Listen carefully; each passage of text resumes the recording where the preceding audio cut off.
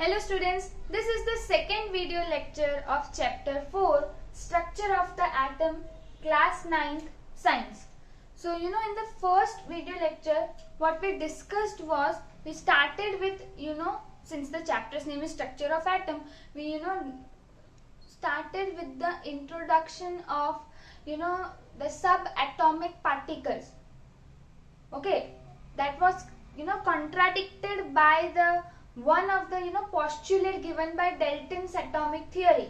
The postulate given by Dalton's atomic theory was that a atom cannot be further divided, but the drawback of his theory was that it is further divisible, atom is not indivisible.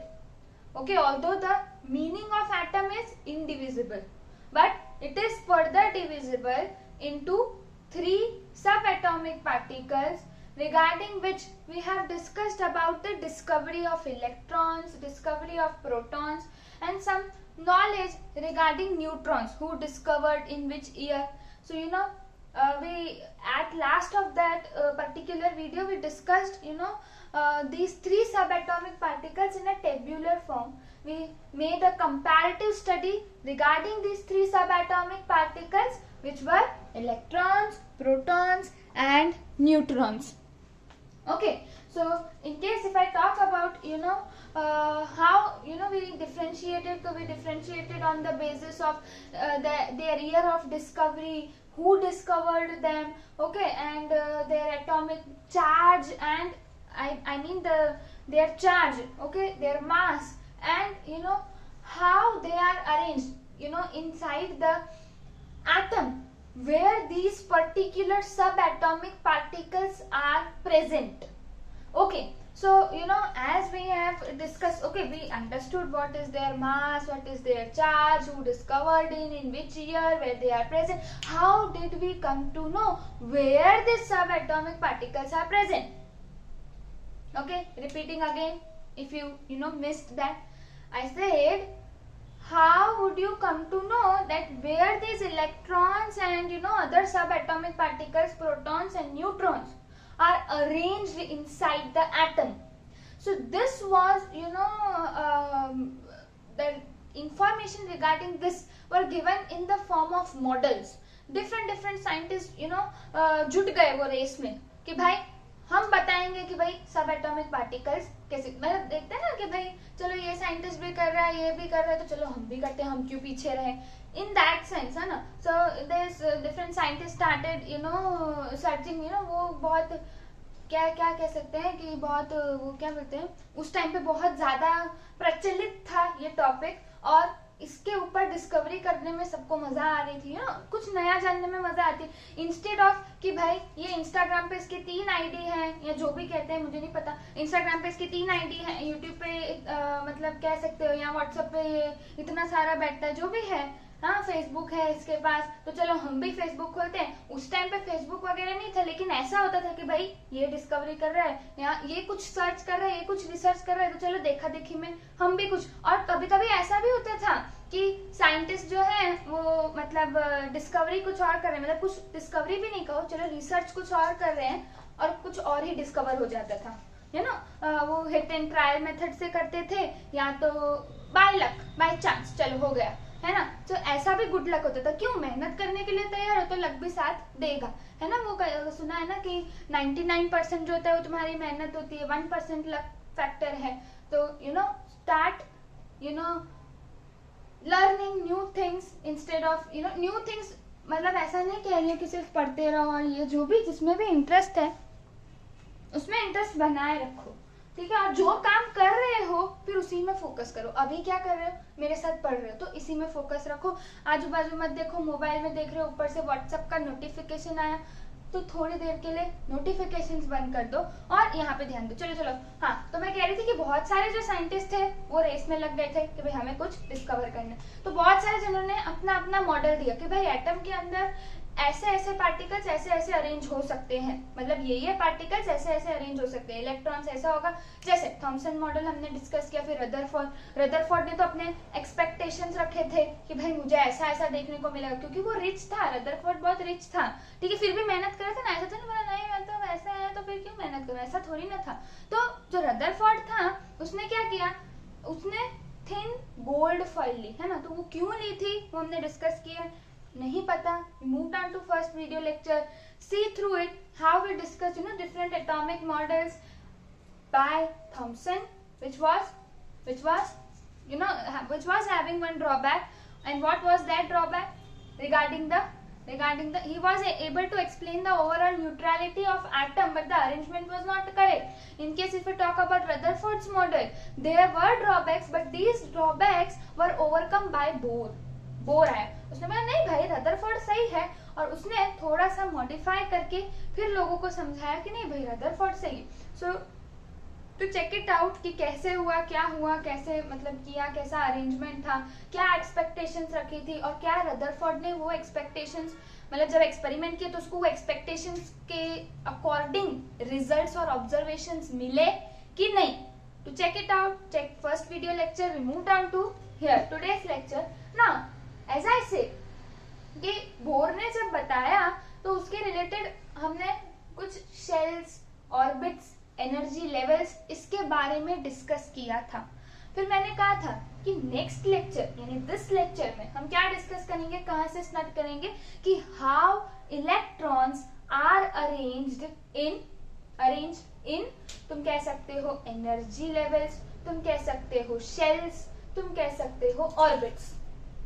अब अपना सिर मत खुजलाना, क्योंकि first video lecture में मैंने ये 3 नाम already कह लिए हैं, ठीक है। तो नोट्स बनाते जाओ साथ साथ में, और हम शुरू करते हैं। How are electrons distributed in different orbitals. तो सॉरी ऑर्बिट्स, हाँ ऑर्बिटल्स अभी हम यहाँ डिस्कस करेंगे, है ना, एक्सट्रीमली सॉरी। तो ऑर्बिटल्स के बारे में मैं आती हूँ पहले हम, ठीक है। ये ऑर्बिटल्स शब्द मैं अभी नहीं कहूंगी, बाद में कहूँ, चलो ठीक है। इस पे हम आते हैं। अभी मैं बात कर रही हूँ ऑर्बिट्स की। तो मैं कह रही कि how are electrons distributed in different orbits. इसको मैं शेल्स भी कह सकती हूँ, और मैं इसको क्या कह सकती हूँ, energy levels. Okay, so how are electron distributed in orbits. तो तुम्हें याद हो तो एटम का हमने बेसिक स्ट्रक्चर फिर बाद में ऐसा समझा अकॉर्डिंग टू रदरफोर्ड कि बीच में तुम्हारा होगा न्यूक्लियस के आसपास ऑर्बिट्स होंगे। ये ऑर्बिट्स की जो एनर्जी होती है वो फिक्स्ड होती है, ये भी हमने पढ़ा है ना, मुझे ऐसा फील हो रहा है तुम लोग यस में बोल रहे हो, है ना। चलो कोई नहीं, आगे बढ़ते हैं। तो जैसे ये है एक एटम का स्ट्रक्चर, तो ये जो सबसे अंदर वाला है दैट इज न्यूक्लियस, सबसे अंदर वाला जो है सॉलिड सर्कल है दैट इज न्यूक्लियस। और ये 1 2 3 4 बाहर जो 4 सर्कल्स है surrounding this solid circle are the orbits. सबसे अंदर वाले की सबसे कम एनर्जी होती है, ठीक है, सबसे अंदर वाले की सबसे कम एनर्जी होती है दैट इज के। तो या तो आप इसको के ऑर्बिट कहो, या तो n इज इक्वल टू 1, हमने ऐसा किया था याद है।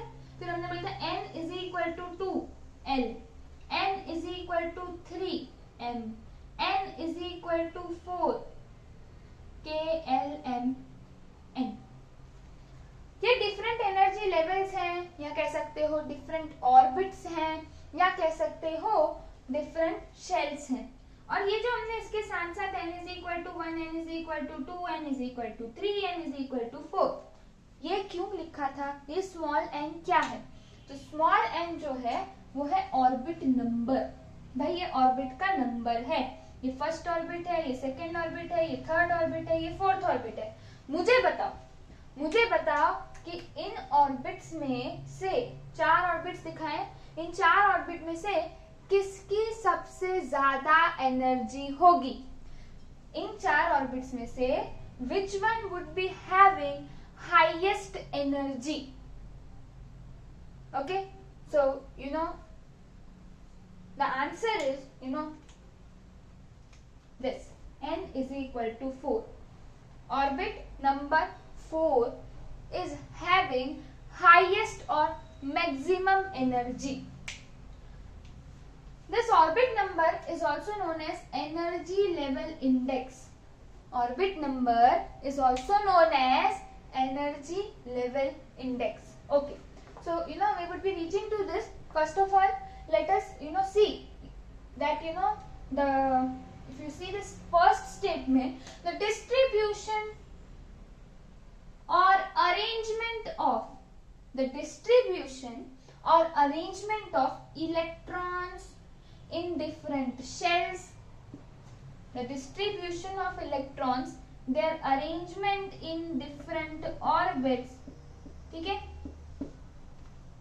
Their arrangement in different orbits, shells or energy levels of the atom, of particular atom के जो shells हैं उनमें जब मैं electrons को distribute करती हूँ या उनको specifically arrange करती हूँ, that is called electronic configuration of the element. वो particular element जिसका atom consider किया, okay? So that atom would be having different orbits. When I arrange the electrons according to the rules and procedures which we are going to see just in few moments. So you see here that the arrangement of electrons in different orbitals according to the rules and procedure given, or the distribution of electrons in the shells of the atom of that particular element is called electronic configuration of that element. Now, if we talk about this, arrangement which we would be studying was suggested by Bohr and Bury. So these are the two scientists. Yes, this Bohr is the Bohr's model wala Bohr. Okay. So this Bohr and Bury suggested a scheme. We can say a scheme, a method, rules to arrange the electrons in orbits of particular element. Next, points to be followed while you are making or arranging the electrons of particular element in the particular orbit. Okay, so what rules you have to follow, how you have to start, these are the points and these are the rules. Okay, so with example I would be making you follow these rules. Okay, so in the textbook they have provided this electronic configuration scheme, or the schematic representation of this electronic configuration for first 18 elements. Okay, so if we start with the first point, we should know the total number of electrons present in an atom of that element. Okay, so if I want to write electronic configuration of particular element, I should know the total number of electrons of that element. Okay, अगर मुझे लिखना है, मान लो मुझे hydrogen का electronic configuration लिखना है, यानी उसका डिस्ट्रीब्यूशन कैसे होगा. So I should know first of all कि भाई एलिमेंट में इलेक्ट्रॉन्स कितने हैं. लाइक सपोज हाइड्रोजन, हाँ, now here number of electrons कैसे पता चलेगा. So number of electrons is equal to atomic number. अच्छा मैम, हमें ये पता चल गया कि भाई नंबर ऑफ इलेक्ट्रॉन्स अगर मुझे पता लगा नहीं तो मुझे एटॉमिक नंबर पता होना चाहिए. मैम एटॉमिक नंबर कैसे पता चलेगा. So there is no specific formula to calculate atomic number. Atomic number you have to ratify. What can I say is ratify. Okay, so there is one nice table given of first 20 elements in your textbook. If you observe, okay, I have arranged them in sequence only. So if you observe hydrogen, I have written the serial number 1. That means the atomic number of hydrogen is 1. Atomic number of helium is 2. I have arranged the first 18 elements in their atomic number sequence. भाई जिसका atomic number 1 है वो पहले, जिसका atomic number 4 है वो बाद में. According to their atomic number, they are arranged in textbook also. Okay, so you have to learn like this: hydrogen, helium, lithium, beryllium, boron. Okay, carbon, nitrogen, oxygen, like this. So you have to remember the sequence. There are several mnemonics available. You can search it on Google and try to if you are favoring mnemonics, है ना, कुछ mnemonics होते हैं, वो mnemonics देख के आप याद कर सकते हो, और you can directly. I would prefer you should learn directly, but yes, the mnemonics also help to make you remember these for a long time. So it depends on you how you have to learn. So I am not providing you any mnemonic right now. You have to make थोड़ा सा मेहनत करो और थोड़ा सा search करके you can learn this. ठीक है, तो ये सीक्वेंस में याद रखना जरूरी है. अगर ये याद नहीं होगा मतलब आपको एटॉमिक नंबर याद नहीं है. अगर एटॉमिक नंबर याद नहीं होगा मतलब क्या, आपको पता ही नहीं है उसमें कितने एलिमेंट्स हैं, I mean कितने इलेक्ट्रॉन्स हैं. ठीक है, अगर आपको एटॉमिक नंबर नहीं याद तो आपको नंबर ऑफ इलेक्ट्रॉन्स उसमें कितने हैं वो नहीं पता चलेगा. Atomic number simply says the number of electrons present in that particular element. अब अगर मैंने हाइड्रोजन का मुझे पता है एटॉमिक नंबर 1 है, मतलब इसके इलेक्ट्रॉन्स कितने होंगे 1. समझ आ रहा है? तो आपको अगर आपको किसी का इलेक्ट्रॉनिक कॉन्फ़िगरेशन लिखना है मतलब आपको उसके नंबर ऑफ इलेक्ट्रॉन्स उसके अंदर कितने प्रेजेंट है वो पता होना चाहिए.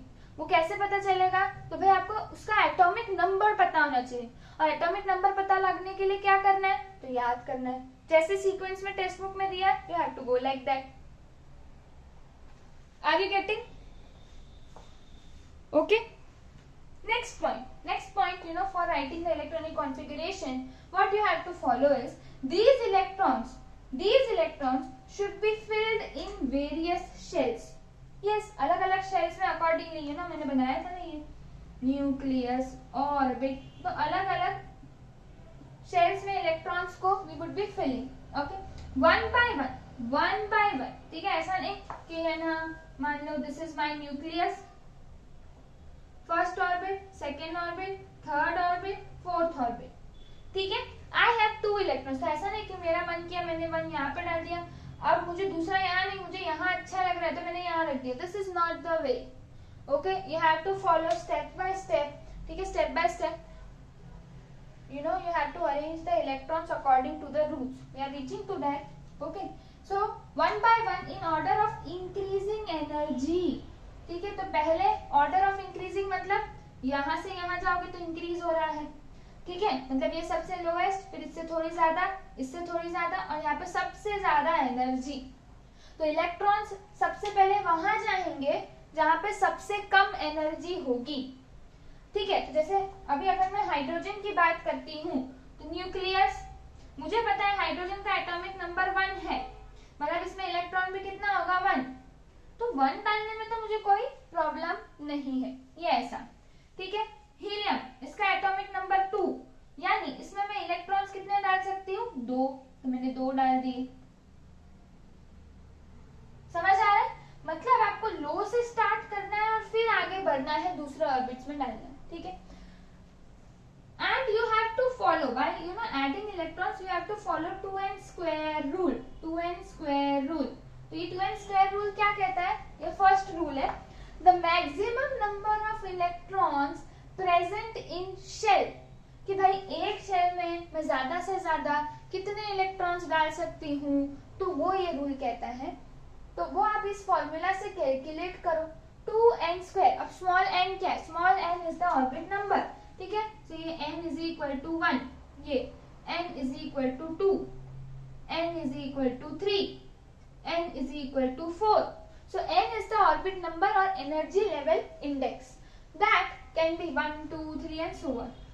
जो फर्स्ट ऑर्बिट नंबर है, जो k शेल है, ठीक है, उसमें आप मैक्सिमम इलेक्ट्रॉन्स कितने भर सकते हो, तो दैट मैक्सिमम इलेक्ट्रॉन्स तुम ऐसे कैलकुलेट कर सकते हो.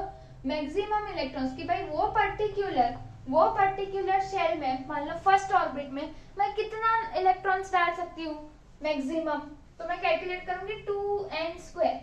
मैं कौन से ऑर्बिट की बात कर रही हूँ? फर्स्ट ऑर्बिट में n की वैल्यू क्या होगी? 1। सो 2 1 का स्क्वायर, तो 1 का स्क्वायर 1 2, यानी फर्स्ट ऑर्बिट में आप ज्यादा से ज्यादा 2 इलेक्ट्रॉन्स भर सकते हो। तो जैसे अभी अगर मैं लिथियम की बात करती हूँ, लिथियम का एटॉमिक नंबर 3, तो इसमें इलेक्ट्रॉन्स कितने होंगे? 3। तो अगर मैं फिल करना स्टार्ट करती हूँ, इसके पास कितने इलेक्ट्रॉन्स है? 3। तो मैंने फर्स्ट इलेक्ट्रॉन फर्स्ट ऑर्बिट में डाला, सेकेंड इलेक्ट्रॉन फर्स्ट ऑर्बिट में डाला, ठीक है। अब मेरे पास आया थर्ड इलेक्ट्रॉन, क्योंकि लिथियम में कितने इलेक्ट्रॉन्स है? 3 इलेक्ट्रॉन्स है, ठीक है। तो अब मुझे तीसरा इलेक्ट्रॉन फर्स्ट ऑर्बिट में नहीं डालना, क्यों? क्योंकि फर्स्ट ऑर्बिट की कैपेसिटी 2 इलेक्ट्रॉन्स उठाने की है, उससे ज्यादा फर्स्ट ऑर्बिट उठा नहीं सकता। Why? Because according to the formula, maximum electrons that can be accommodated in the first orbit is 2. So 2 तो कर लिए. Now we would be adding the third electron to the next orbit, that is the second orbit. Are you getting? Okay. Now if we talk about beryllium, okay, so since the atomic number of beryllium is 4, okay, that means beryllium is having, the atom of beryllium is having 4 electrons. The atom of beryllium is having 4 electrons. That means I require 2 orbit. Why? Because here 2 electrons would be arranged, 2 more electrons are present, क्योंकि 4 है, 2 आ गए, 2 और, तो ये 2 और डाल दिए, ठीक है। अब मैं सेकेंड ऑर्बिट में भी सिर्फ 2 ही भर सकती हूँ। चेक कि अगर मुझे मैक्सिमम इलेक्ट्रॉन कैलकुलेट करना है तो मुझे ये फॉर्मूला लगानी है। मुझे कौन से ऑर्बिट के लिए मैक्सिमम इलेक्ट्रॉन्स कैलकुलेट करने हैं? सेकेंड ऑर्बिट के लिए, यानी मेरा n क्या है? मेरा n है 2। तो अगर मैं फॉर्मूला लेती हूँ 2n², तो उसमें मैं n की वैल्यू क्या लूंगी? 2। सो 2 × 2², दैट इज 2 स्क्वायर 4, 2 8। तो यानी मैं सेकेंड ऑर्बिट में ज्यादा से ज्यादा मैक्सिमम इलेक्ट्रॉन्स 8 अरेंज कर सकती हूँ। 8 मैक्सिमम मैं अरेंज कर सकती हूँ सेकेंड ऑर्बिट में।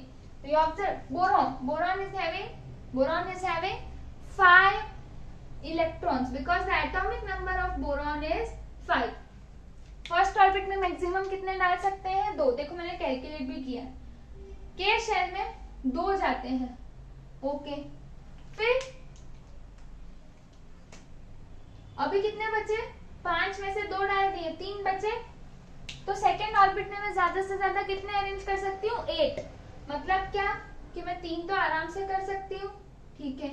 अब अगर हम नाइट्रोजन का देखें, नाइट्रोजन का एटॉमिक नंबर क्या है? 7। तो इसके नंबर ऑफ इलेक्ट्रॉन्स क्या होंगे? 7। Are you with me? ठीक है। तो 7 में से 2 मैंने फर्स्ट ऑर्बिट में डाले, क्योंकि मैक्सिमम इलेक्ट्रॉन्स फर्स्ट ऑर्बिट में कितने हैं? 2। सेकेंड ऑर्बिट में कितने? 8, ठीक है। सो 1 2 डाल दिए, 7 है, 2 डाल दिए, कितने बचे? 5। 1 2 3 4 5। Are you with me? Okay, I hope you are tracking me. Now, in case if we talk about, you know, carbon रह गया ना, चलो कार्बन का भी कर लेते हैं कि न्यूक्लियस 6 इलेक्ट्रॉन्स है, 2 फर्स्ट ऑर्बिट में, 2 चले गए, बचे कितने? 4। 1 2 3 4 5। Okay, move down to oxygen. Atomic number is 8, तो नंबर ऑफ इलेक्ट्रॉन्स कितने होंगे? 8। तो न्यूक्लियस बनाया, first orbit, second orbit. First orbit में मैक्सिमम कितने जाते हैं? 2। तो हमने 2 इलेक्ट्रॉन्स डाल दिए। In case if you observe second orbit, how many electrons you can accommodate? 8 - 2 6। 1 2 3 4 5 6। Now fluorine again. Fluorine is having atomic number 9. That means number of electrons are 9. 1 1 2. Here in second orbit we can accommodate maximally 8. Okay, 8 electrons. So 2 are arranged. How many left? 7. 1 2 3 4 5 6 7. Okay, next is neon. Atomic number is 10. Okay, so here you see nucleus, first orbit, second orbit. First orbit maximum electrons 2. So 1 2. Okay, next how many left? 8. So we can arrange 8 electrons in second orbit. Yes, maximum number of electrons in second orbit is 8. So 1 2 3 4 5 6 7 8. Okay, now if you observe sodium, atomic number of sodium is 11. So number of electrons in sodium are 11. Okay, nucleus, first orbit, second orbit. Now you see maximum electrons accommodate in first orbit is 2. Okay, maximum electrons accommodate in first orbits are 2. 11 minus 2, 9. Okay, so 1 2 3 4 5 6 7 8. अब second orbit क्या बोलेगा? बस मेरा पेट भर गया, अब मैं दूसरा इलेक्ट्रॉन नहीं ले सकती. तो जो एक इलेक्ट्रॉन सोडियम का बच्चा, हमने 2 डाला, ठीक है, 2 फर्स्ट ऑर्बिट में. सेकेंड ऑर्बिट में कितने डाले? 8. अभी एक बच्चा है, वो हम थर्ड ऑर्बिट में डालेंगे. Are you getting? Because the maximum number of electrons accommodated in second orbital is 8. Are you getting?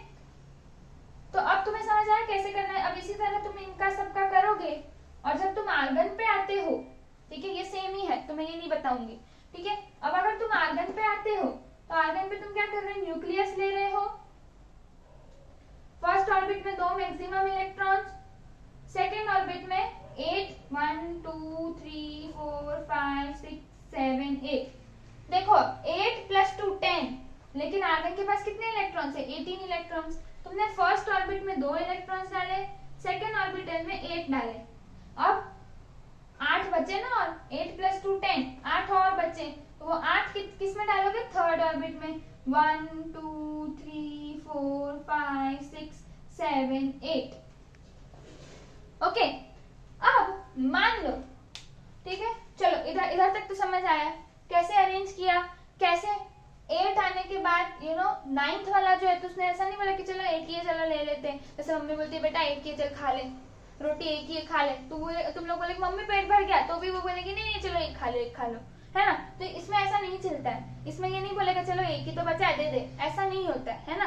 तो वो जो 1 इलेक्ट्रॉन है वो कहाँ पे जाएगा? थर्ड ऑर्बिट में जाएगा. ठीक है, तो मैक्सिमम इलेक्ट्रॉन सेकेंड ऑर्बिट जो कर सकता है कंटेन या अकोमोडेट, वो है 8. फर्स्ट ऑर्बिट मैक्सिमम इलेक्ट्रॉन्स कितने अकोमोडेट कर सकता है? 2. ठीक है, okay. We move on to first points, then we will be coming to the rules. Next, ये फर्स्ट 18 एलिमेंट्स का दिया, इसलिए मैंने यहाँ तक ही समझाया है. इसके आगे का मैं आती हूँ, जब मैं ऑर्बिटल्स पे आऊंगी तब बताती हूँ. अब देखो, numerals are written denoting the number of electrons in various shells starting with the lowest shell. Each numeral is separated from the other by a comma.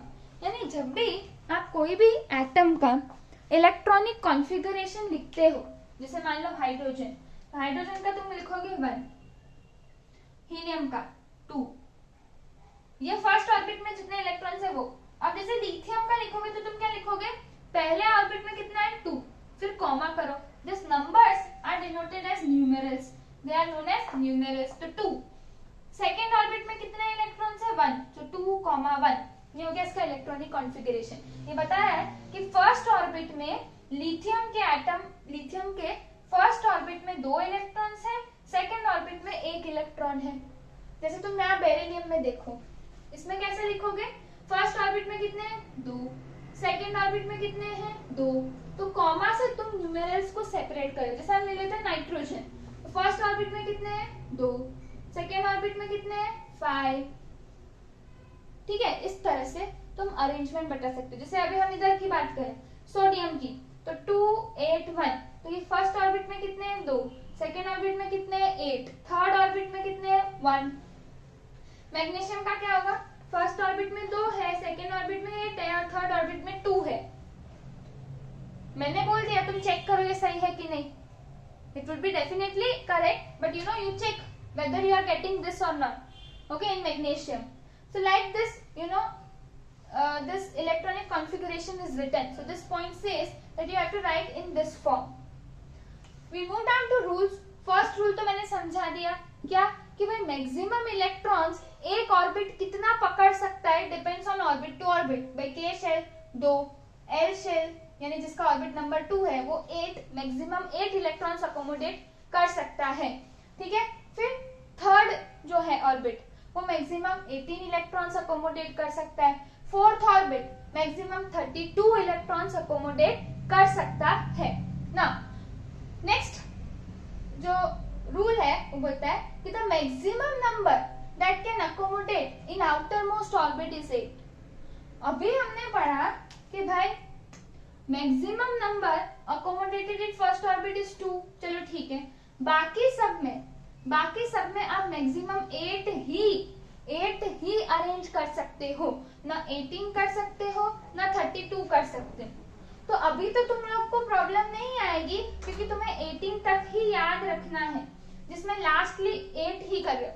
अब मान लो तुम 19 पोटेशियम का है, 19 एटॉमिक नंबर पोटेशियम का है, ठीक है। तो उसके इलेक्ट्रॉन्स 19 होंगे, तो तुम 2 पहले इधर 8 अकोमोडेट कर सकते हो, 1 2 3 4 5 6 7 8, तो 2 + 8 10, अभी भी 9 बचे, तो 1 2 3 4 5 6 7 8। अब तुम बोलोगे कि मैम हम थर्ड ऑर्बिट में ज्यादा से ज्यादा 18 अकोमोडेट कर सकते हैं, तो मैं 9th भी इधर ही डालूं, पर ऐसा नहीं होगा, इधर भी तुम सिर्फ 8 ही कर सकते हो, ठीक है।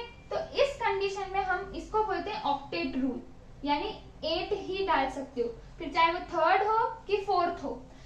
फर्स्ट ऑर्बिट में तो तुम्हें 2 ही मैक्सिमम इलेक्ट्रॉन्स डालने हैं, सेकंड में अकॉर्डिंग टू फॉर्मूला 8 डालने हैं, लेकिन थर्ड और फोर्थ अकॉर्डिंग टू फॉर्मूला 18 और 32 है, पर आपको 18 और 32 नहीं 8 ही डालने हैं। मतलब अगर इसका इलेक्ट्रॉनिक कॉन्फ़िगरेशन करना है तो अभी यहाँ पे 8 थर्ड ऑर्बिट में 8 आने के बाद 9th वाला जो इलेक्ट्रॉन है वो फोर्थ ऑर्बिट में आएगा। समझ आया? तो आपको ये वाला फॉलो नहीं करना है। तो ये किसने दिया था? बोर एंड ब्यूरी ने, बट ये कॉन्ट्राडिक्ट हुआ। इसका रीजन क्या है? The filling of electrons according to above scheme, above scheme यानी जो बोर ने बोला था जैसा ऐसा रिप्रेजेंट करना है, so becomes difficult for the element with atomic number greater than 18। Bohr and Bury की स्कीम 18 तक जितने एलिमेंट्स है उस तक मैच हो रहा था, लेकिन ऐसे ही उसने बोला कि भाई थर्ड ऑर्बिट में आप 18 इलेक्ट्रॉन्स अकोमोडेट कर सकते हो, तो वो डिफिकल्ट हो गया। ठीक है, वो डिफिकल्ट हो गया। क्यों? तो इसके बारे में आप ऑर्बिटल्स, इलेक्ट्रॉन्स जो है वो एक्चुअली में ऐसे नहीं होते। इलेक्ट्रॉन्स मूव करते रहते हैं और इलेक्ट्रॉन्स ऐसे सर्कुलर मोशन में मूव नहीं करते। इलेक्ट्रॉन्स वेव का मोशन में मूव करते हैं, वेव के फॉर्म में मूव करते हैं इलेक्ट्रॉन्स एटम के अंदर। एटम्स ऐसा इलेक्ट्रॉन्स ऐसे एटम के अंदर नहीं घूमते हैं। ठीक है, तो ऑर्बिटल्स में ना इलेक्ट्रॉन्स प्रेजेंट होते। तो ऑर्बिटल्स, वेव, मैम ये सब क्या पढ़ा रहे हो? तो ये सब क्या है, ये आप हायर स्टैंडर्ड्स में पढ़ेंगे कि भाई जो इलेक्ट्रॉन्स है, ठीक है, वो इनमें जैसे अरेंज्ड है ऐसे नहीं होते एक्चुअली में कुछ और ही होता है। वो आप हायर स्टैंडर्ड्स में पढ़ोगे। तो अभी आपको बोर एंड ब्यूरी की स्कीम फॉलो करनी है और उनकी स्कीम कहाँ तक सेटिस्फेक्शन दे रहा है, कहाँ तक हम उसको कंसीडर कर सकते हैं। तो up to the elements with atomic number 18। Clear? Okay, next schematic atomic structure of first 18 elements. तो ये मैंने बताया कैसे करना है। अब बाकी जो मैंने एलिमेंट्स छोड़े हैं आप उनका करके देखो। If you have any difficulty, okay, you let me know by sending me a mail on the mail address given in the comment box, I mean in the description box, or you can directly write the question in comment box. Okay, so we move down to the next topic. Okay, so before moving to the next topic, one rule left, that is electrons are not accommodated in a given shell unless the inner shells are filled completely. इसको समझने के लिए हम example लेते हैं, जैसे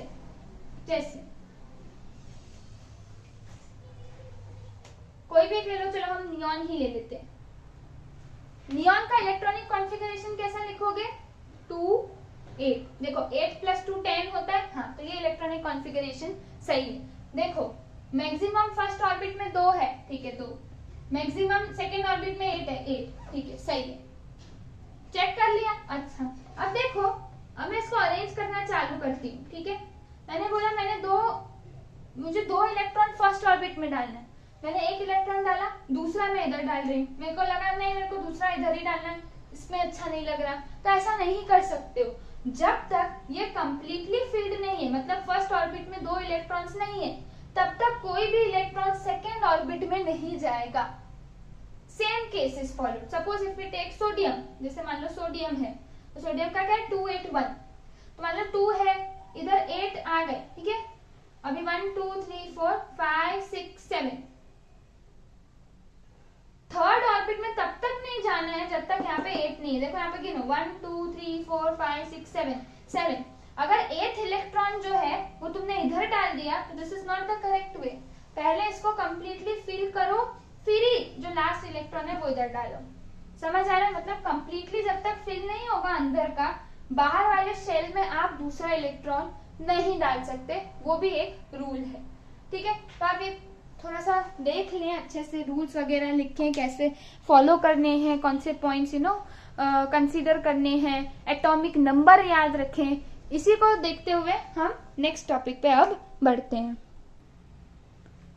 सो the next topic is valency. Okay, so this term is already been introduced in chapter 3 atoms and molecules. So if you observe here, valency. So valency is the combining capacity of the atom. Valency is the combining capacity of the atom.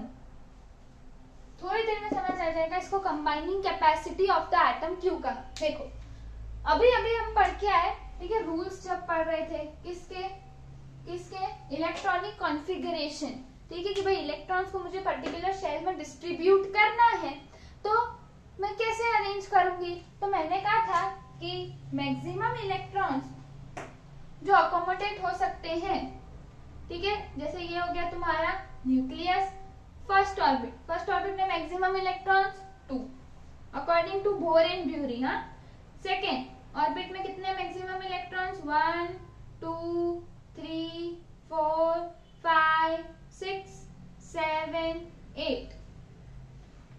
Third orbit में maximum कितने बोले bore and Bury ने 18 according to 2 n square, क्योंकि मैं कौन से orbit में देख रही हूँ थर्ड ऑर्बिट में, तो मैं n की वैल्यू 3 डालती हूँ, 2 इंटू 3 स्क्वायर 9 2 जा 18। तो बोर ने कहा कि भाई थर्ड ऑर्बिट में ज्यादा से ज्यादा 18 डाल सकते हो, but this is not the actual case. Third orbit में भी ज्यादा से ज्यादा कितने इलेक्ट्रॉन्स होने चाहिए 8 4 5 6 7 8 इलेक्ट्रॉन्स होने चाहिए, 8 से ज्यादा नहीं होंगे। सपोज अगर मैं आर्गन लेती हूं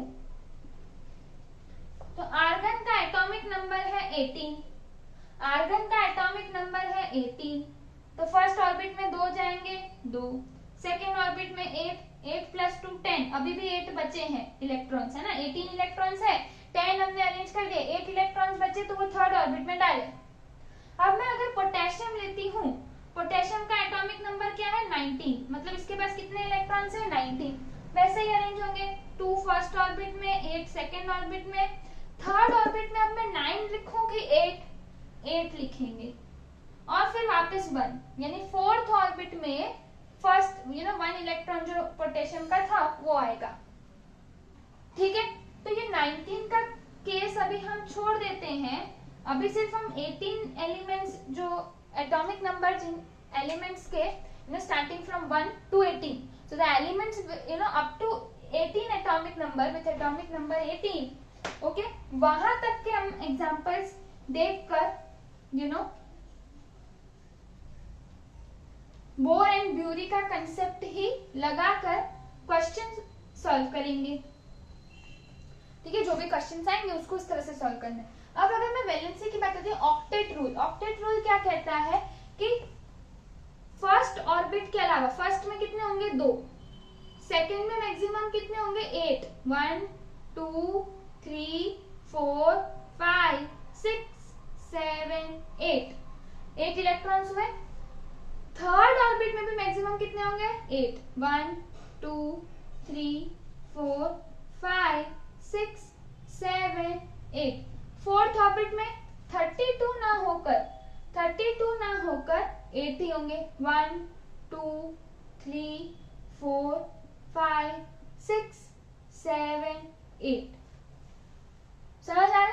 तो यानी 8 8 8 8 ऑक्टेट, यानी ज्यादा से ज्यादा फर्स्ट ऑर्बिट के अलावा सेकेंड थर्ड फोर्थ सब में ज्यादा से ज्यादा 8 इलेक्ट्रॉन्स अकोमोडेट हो सकते हैं। सो टू अटेन स्टेबिलिटी, हर एक एटम चाहता है कि मैं स्टेबल हूं।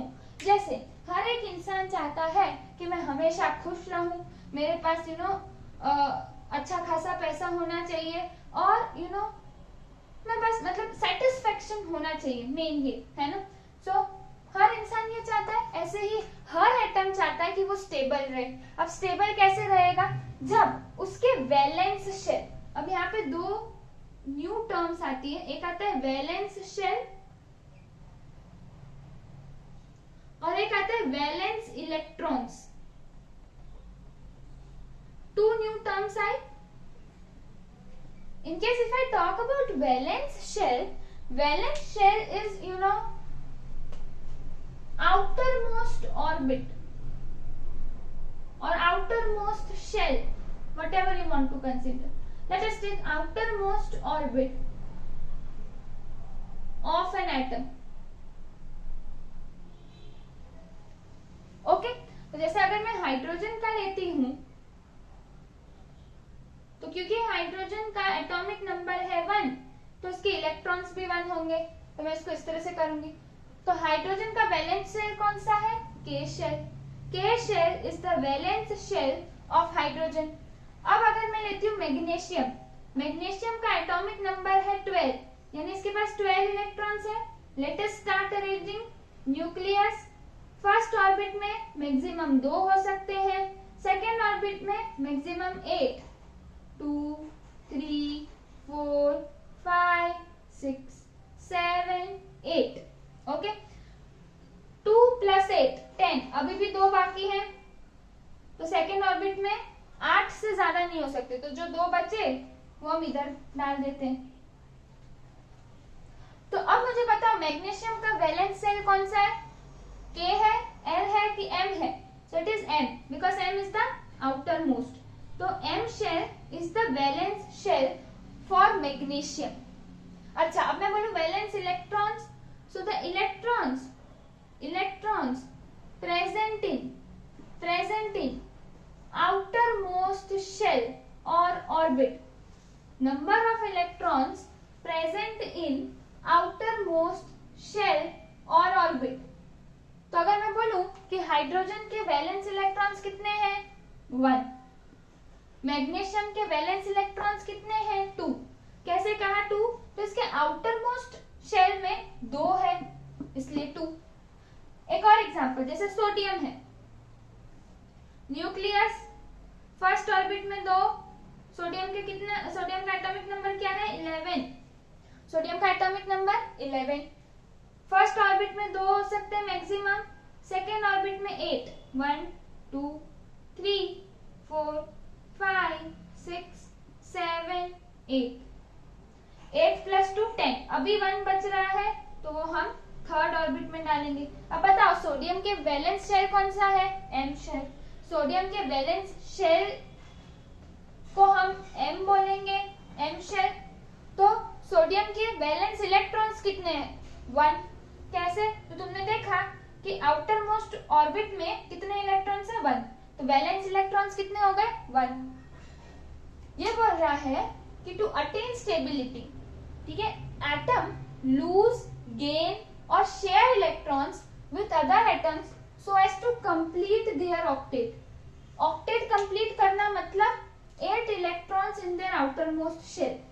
हर एटम चाहता है कि उनके सबसे बाहरी वाले शेल में 8 इलेक्ट्रॉन हो, एक्सेप्ट हाइड्रोजन एंड हीलियम। क्यों? क्योंकि हाइड्रोजन के पास 1 होता है और हीलियम के पास 2 इलेक्ट्रॉन्स बस। तो हाइड्रोजन चाहेगा कि मेरे में 2 आ जाए, यानी हर एटम चाहता है कि उसका जो आउटर मोस्ट शेल है वो कंप्लीटली फिल्ड हो। अगर हाइड्रोजन है तो हाइड्रोजन के पास 1 है, हाइड्रोजन बोले काश मेरे पास 1 और इलेक्ट्रॉन होता तो मैं कंप्लीटली फिल्ड होता, मैं स्टेबल होता। अभी इसके पास 1 ही है ना, तो ये क्या करेगा, ये हीलियम को बोलेगा मुझे 1 दे देना। अगर हीलियम को देना होगा तो वो हाइड्रोजन के साथ कंबाइन करेगा, अगर नहीं देना होगा तो वो नहीं करेगा। तो हर एक एटम या तो वो ये इलेक्ट्रॉन को लूज ही कर दे, तो ये तो ऐसा कर नहीं सकता, नहीं तो हाइड्रोजन बचेगा ही नहीं। तो या तो वो 1 इलेक्ट्रॉन लूज कर दे या किसी से इलेक्ट्रॉन लेके कैसे ना कैसे करके, शेयर करके, लूज करके, गेन करके, है ना, attain their stability with 2 electrons in their valence shell. Hydrogen और हीलियम 2 इलेक्ट्रॉन से स्टेबल है। बट अगर मैं मैग्नीशियम और सोडियम की बात करूं या दूसरे एलिमेंट्स, हाइड्रोजन और हीलियम के अलावा दूसरे एलिमेंट्स ये चाहेंगे कि इनके आउटर मोस्ट शेल में 8 इलेक्ट्रॉन्स होने चाहिए, तो या तो वो किसी के साथ कंबाइन करेंगे, या तो वो किसी को अपने इलेक्ट्रॉन्स दे देंगे या किसी से ले लेंगे। जब वो किसी के साथ कंबाइन कर रहे हैं मतलब वो शेयर कर रहे हैं, समझ आ रहा है? वो या तो इलेक्ट्रॉन्स शेयर करेंगे, या तो वो इलेक्ट्रॉन्स पूरे के पूरे दे देंगे, या तो वो इलेक्ट्रॉन्स लेंगे। जैसे अगर मुझे कैलकुलेशन, ठीक है, एक second, number of electrons share और transfer to complete the octet is termed as valency of the atom. तो वैलेंसी को ऐसे भी डिस्क्राइब कर सकते हैं, ठीक है। एक तो हो गया कंबाइनिंग कैपेसिटी ऑफ एटम और एक इस तरह से हम डिफाइन कर सकते हैं। देखो यहाँ पे देखो, कैलकुलेट कैसे करोगे वैलेंसी को, the elements having valence electron 1, 2 and 3, कुछ भी, उनकी valency is equal to the number of valence electrons. तो जैसे सोडियम में देखो, इसका वैलेंस इलेक्ट्रॉन क्या है 1, देखो एलिमेंट्स हैविंग वैलेंस इलेक्ट्रॉन 1, उनकी वैलेंसी क्या है 1 ही है, जितने उनके वैलेंस इलेक्ट्रॉन उतनी उनकी वैलेंसी। मैग्नीशियम, मैग्नीशियम में वैलेंस इलेक्ट्रॉन्स कितने हैं 2, तो मैग्नीशियम की वैलेंसी क्या हो गई 2, ठीक है। अब जैसे हम ले लेते हैं, जस्ट अ मिनट, एल्यूमिनियम की, हम ले लेते हैं एल्यूमिनियम। तो ये 2 एल्यूमिनियम, एटॉमिक नंबर 13, 2, यहाँ पे 8 अरेंज होंगे, 4, 5, 6, 7, 8, लास्ट में देखो 2 और 8 10, अभी भी 3 बाकी है, 1, 2, 3। तो मुझे बताओ एल्यूमिनियम के वैलेंस इलेक्ट्रॉन्स कितने हुए 3, तो 3 वैलेंस इलेक्ट्रॉन्स है। तो ऐसे एलिमेंट्स जिनके वैलेंस इलेक्ट्रॉन 1 है या वैलेंस इलेक्ट्रॉन 2 है या वैलेंस इलेक्ट्रॉन 3 है, उनकी वैलेंसी उन वैलेंस इलेक्ट्रॉन के बराबर ही है। मैं पूछूं कि वैलेंसी ऑफ एल्यूमिनियम क्या है, तो तुम देखो कि भाई एल्यूमिनियम में वैलेंस इलेक्ट्रॉन कितने हैं 3, अच्छा तो वैलेंसी 3। अगर मैं बोलूं मैग्नीशियम की वैलेंसी क्या है, ऐसा पूछा, तो तुम पहले देखो मैग्नीशियम के वैलेंस इलेक्ट्रॉन्स कितने हैं 2, मतलब इसकी वैलेंसी क्या हो गई 2। मैं पूछूं वैलेंसी ऑफ सोडियम क्या है, तुम चेक करो कि valence electrons of sodium is 1, therefore the valency of sodium is 1. Clear? Now if we talk about the elements having valence electrons 4, 5, 6 और 7, ओके, मतलब 1, 2, 3, मतलब ज्यादा से ज्यादा वैलेंसी एक एलिमेंट की कितनी जाएगी 7, ठीक है। 8 जो होता है ना, 8 वो कंप्लीटली फिल्ड है। जैसे हम नियॉन लेते हैं,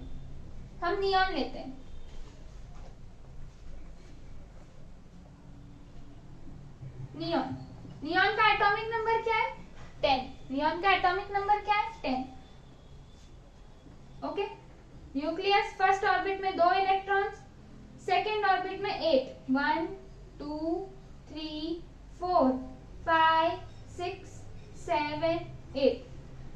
नियॉन जो है वो एक नोबल गैस है, नियॉन जो है वो एक नोबल गैस है, ऐसी गैस जो अनरिएक्टिव है। क्यों ये अनरिएक्टिव है? देखो इसका वैलेंस इलेक्ट्रॉन्स कितने हैं, इसके वैलेंस इलेक्ट्रॉन्स कितने हैं 8, इसके वैलेंस इलेक्ट्रॉन्स कितने हैं 8, ठीक है। इसके अगर वैलेंस इलेक्ट्रॉन 8 है मतलब ये स्टेबल है, तो ना ही ये अपने इलेक्ट्रॉन्स किसी को देगा ना किसी से लेगा। क्यों? क्योंकि ये स्टेबल है, क्यों किसी को देना लेना, ठीक है। ये देगा भी नहीं, ये इतना वो निस्वार्थ भाव ही नहीं है कि चलो दे देते हैं हम अनस्टेबल हो जाते हैं। स्टेबिलिटी मिली है तो बहुत मतलब ये बेचारा नसीब वाला है। बाकी सारे एलिमेंट्स बोलते हैं नियॉन तू तो नसीब वाला है, तेरे पास वैलेंस इलेक्ट्रॉन्स में 8 इलेक्ट्रॉन्स है, वैलेंस शेल में 8 वैलेंस इलेक्ट्रॉन्स है, यानी दिस इज स्टेबल। तो इसलिए ये अनरिएक्टिव है, किसी के साथ रिएक्ट ही नहीं करेगा, लेन देन करेगा ही नहीं, रिएक्ट ही नहीं करेगा, ठीक है। वैलेंस इलेक्ट्रॉन्स अगर इसका 8 है तो इसकी वैलेंसी क्या है? इसकी वैलेंसी 8 नहीं है, इसकी वैलेंसी हम कैलकुलेट करेंगे फॉर नंबर्स मोर देन 3, उनको हम कैलकुलेट करेंगे 8, उनकी फॉर्मूला है valency is equal to 8 minus number of valence electrons, valency is equal to 8 minus number of valence electrons, that is 8 minus, इसमें नंबर ऑफ वैलेंस इलेक्ट्रॉन कितने 8 यानी 0। मतलब अगर ऐसे एलिमेंट्स जिनके वैलेंस इलेक्ट्रॉन्स में 8 है तो उनकी वैलेंसी क्या है 0। ऐसे ही तुम हीलियम की देखो, हीलियम में क्योंकि उसकी कंप्लीटली फिल्ड है ना ऑर्बिट, तो इसकी वैलेंसी क्या है 0। वैलेंसी हम तब कहते हैं एटम की कि भाई वो कितने इलेक्ट्रॉन शेयर करता है या किसी से लेता है या किसी को देता है, लूज गेन या शेयर, जितने इलेक्ट्रॉन्स करता है वो है वैलेंसी। यहाँ पे तो वो किसी से ना इलेक्ट्रॉन्स ले रहा है ना दे रहा है ना शेयर कर रहा है, मतलब 0, वैलेंसी इज 0। समझ आ रहा है? चलो, तो ऐसे तुम्हें फॉर्मूला यूज करनी है। जैसे हम दूसरा एग्जांपल ले लेते हैं पोटेशियम। तो पोटेशियम में क्या होगा, पोटेशियम का एटॉमिक नंबर क्या है 19, पोटेशियम का एटॉमिक नंबर क्या है 19, तो 2 और 8 10 हुआ, 10 के बाद थर्ड ऑर्बिट आया 1 2 3 4 5 6 7 8, 8 प्लस 8 16 प्लस 2 18, अभी एक बचा तो वो 9th वाला 4th ऑर्बिट में जाएगा। अब तुम यहाँ पे देखो तो ये जो ऑर्बिट है, ठीक है, 4th ऑर्बिट, यानी ये 4th orbit is acting as valence shell. ये वैलेंस शेल में वैलेंस इलेक्ट्रॉन्स कितने 1, ठीक है, तो 1 आ गया मतलब इसकी वैलेंसी क्या है 1, ठीक है। ये एक इलेक्ट्रॉन किसी को दे देगा ताकि इसके पास 8 इलेक्ट्रॉन्स आ जाए, समझ रहे हो ना। तो वो शेयर करेगा, गेन करेगा या लूज करेगा, ठीक है। अभी दूसरा एक एग्जांपल लेते हैं। For example let us take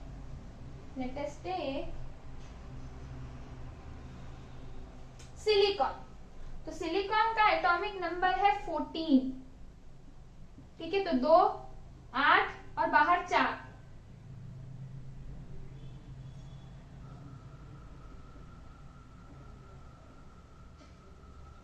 देखो ध्यान से, वापस से बनाते हैं, है ना, हमें आलसपन नहीं करना है ना। देखो सिलिकॉन का एटॉमिक नंबर है 14, तो 2 यहाँ पे 8 यहाँ पे,